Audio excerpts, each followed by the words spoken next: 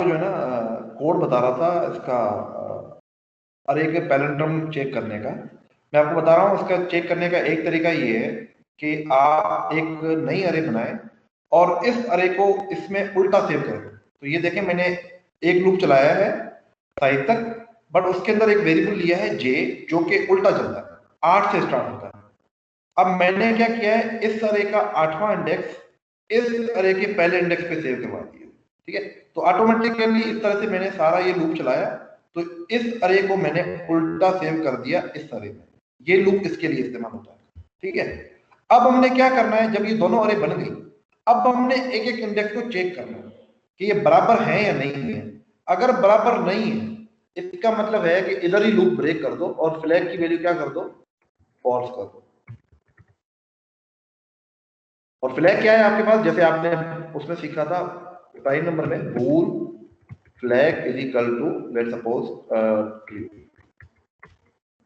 ठीक है, और अगर फ्लैग की वैल्यू फॉल्स, बाहर आके हम चेक करें, इफ फ्लैग अगर ट्रू है आपका, तो ऑटोमेटिकली सी आउट क्या करना है आपने,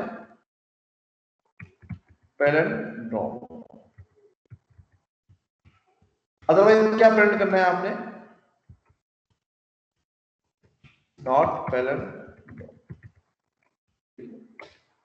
तो ये अब क्या हो रहा है कि हम एक एक इंडेक्स को चेक करते जा रहे हैं, जिस इंडेक्स पे ये बराबर नहीं होगा ऑटोमेटिकली हम कहते हैं कि ये अरे आपस में बराबर नहीं है।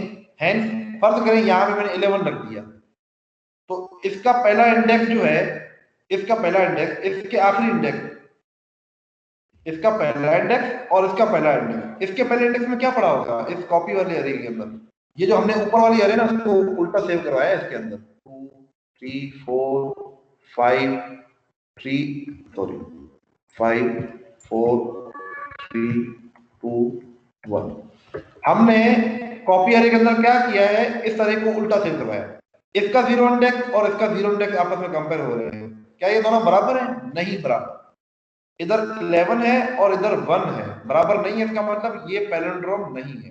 तो ये फ्लैग की वैल्यू फॉल्स हो जाएगी, और फॉल्स का मतलब है एल्स चलेगा, तो ये पैलिंड्रोम नहीं है। बट अगर मिसाल के तौर पे यहां पे 11 नहीं होता, यहां पे 1 होता, तो इसका पहला इंडेक्स इसके साथ मैच कर जाएगा, इसका दूसरा इंडेक्स इसके साथ मैच कर जाएगा, इस तरह से सारी अरे मैच कर जाएंगी, तो हम कहेंगे ये पैलिंड्रोम है, ये पैलिंड्रोम है। ठीक है, अब अगर इधर मैंने 11 रख दिया तो ये पैलिंड्रोम नहीं होना चाहिए, not palindrome.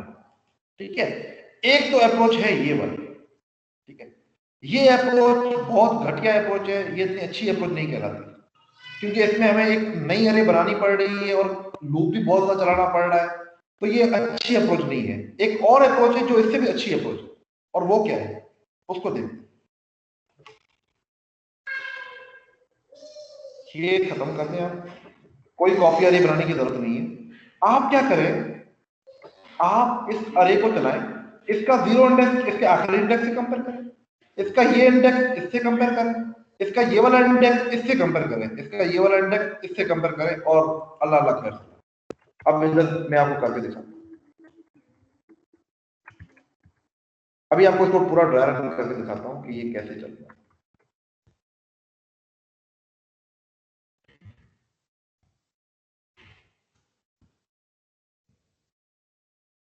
Flag is equal to क्या हो जाएगा आपका,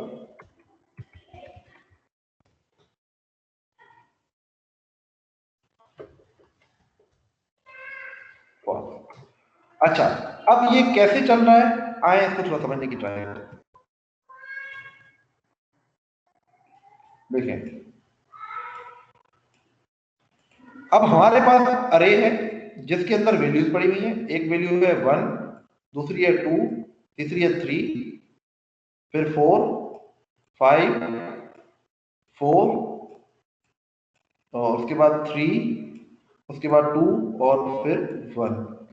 अच्छा, उसके बाद हमने यहाँ पे दो वेरिएबल लिए हैं, एक आई और एक जे। आई कहां से स्टार्ट होता है, आई स्टार्ट होता है यहाँ पे 0 से। जे कहां से स्टार्ट होता है, जे स्टार्ट होता है हमारा 8 से। ठीक है। सबसे पहले क्या होगा, if array of I not equal to array of J, array of आई की वैल्यू क्या है 0, जे की वैल्यू क्या है 8, मतलब ये 0 इंडेक्स पे पड़ा हुआ है और ये 8वें इंडेक्स पे पड़ा हुआ है। इन दोनों को करें कंपेयर, क्या ये बराबर है आपस में? जी बराबर है। इसका मतलब ये इफ नहीं चलेगा, नहीं चला, ठीक है। उसके बाद क्या हो रहा है, आई की वैल्यू बढ़ रही है और जे की वैल्यू कम हो रही है।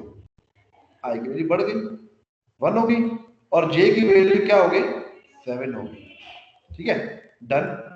अब क्या होगा, अब हमारे पास ये और ये वैल्यू आपस में कंपेयर हो रही है, ठीक है। अगेन क्या ये बराबर है? जी बराबर है, इसका मतलब ये फिर नहीं चलेगा, डन।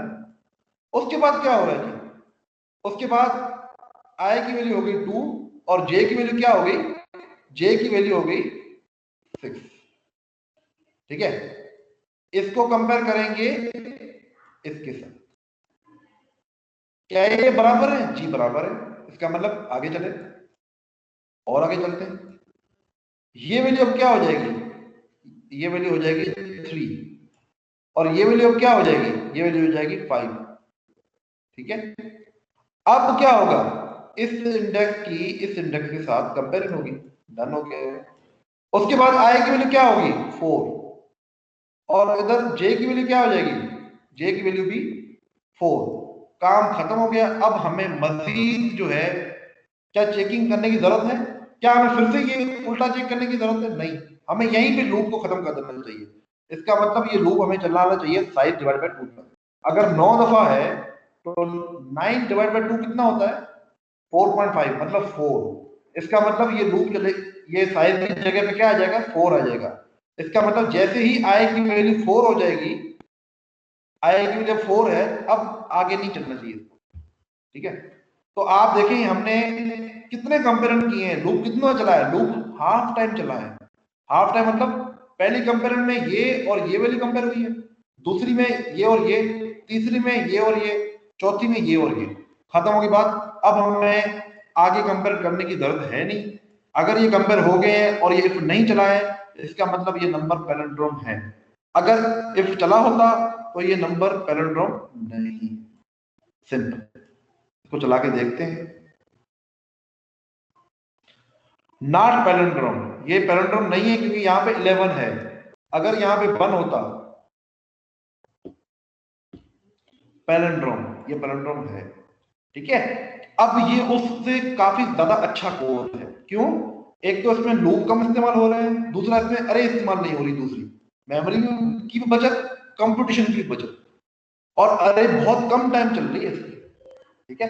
तो हमने क्या किया है, बजाय इसके कि एक नई अरे बनाए, हमने इसको आधे टुकड़े में तोड़ दिया है, ठीक है। अगर फर्ज करें ये इवन नंबर होते तो भी ठीक है, इवन नंबर भी हो सकते हैं, मतलब मिसाल के तौर पे ये सारे अगर 1 1 हो,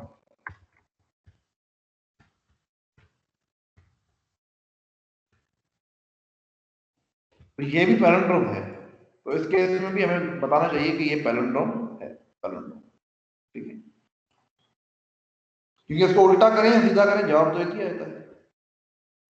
और अगर इनमें से कोई एक वैल्यू भी चेंज होगी तो ये पैलिंड्रोम नहीं, नॉट पैलिंड्रोम, ठीक है। तो ये है कहानी आपकी पूरे इस पैलिंड्रोम की। तो आपको एक क्वेश्चन दिए गए हैं कि आपने बताना है कि अरे पैलिंड्रोम है या नहीं है। पहला क्वेश्चन ये पूछा गया है। दूसरा क्वेश्चन पूछा गया है कि आपने अरे के अंदर जितने पैलिंड्रोम नंबर हैं, पैलिंड्रोम नंबर से मुराद क्या है, कि ये अरे है आपके पास, लेट्स सपोज,